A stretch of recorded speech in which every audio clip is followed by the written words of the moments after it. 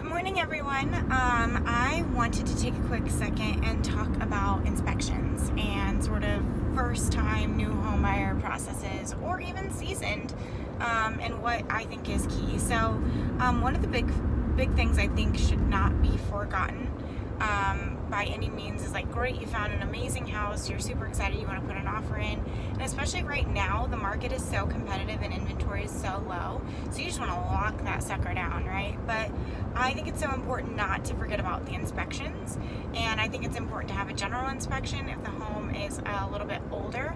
I think it's super important to have a sewer scope, because sewers are going now. There are Orangeburg and clay pipes and all kinds of stuff that go bad, and they're all about reaching their life limits about now. Roof inspections, if depending on where you live in the country, like radon or mold or whatever it may be. But so anyway, I just think it's so important to do that, and sometimes it's worth spending a little bit of extra money because you just don't know what you're going to find, and it's better to spend a little bit extra money and find out in advance and to be able to ask for those things if you can, or to plan appropriately for them, as opposed to getting stuck in a pickle later on with things that you were blissfully unaware of.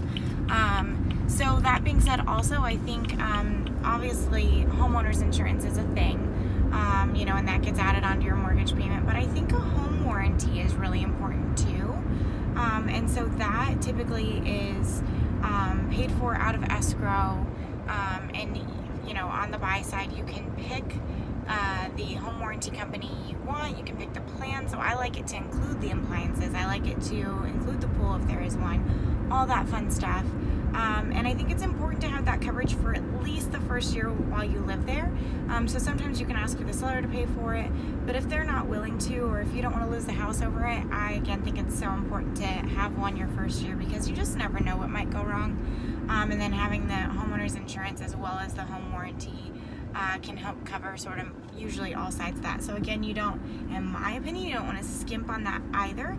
You don't want to be like, oh, some of their plans are like $600 or $700 for the year, but I'm more comfortable in the $300 to $400 range, so I'm gonna get this one instead. But I get, you know, I'm not about spending more money just for the sake of spending money, but I also think it's so important that you make sure that whomever you choose has the best coverage options for you, and that you fully understand what that means.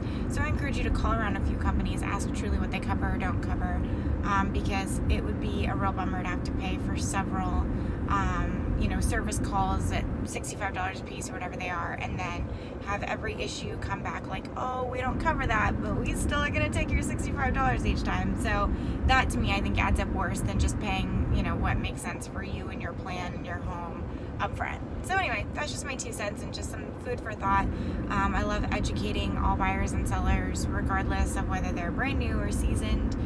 So anyway, if you have any questions, feel free to reach out. I'm happy to chat with you more about this, and I hope you all are having a great day. Bye.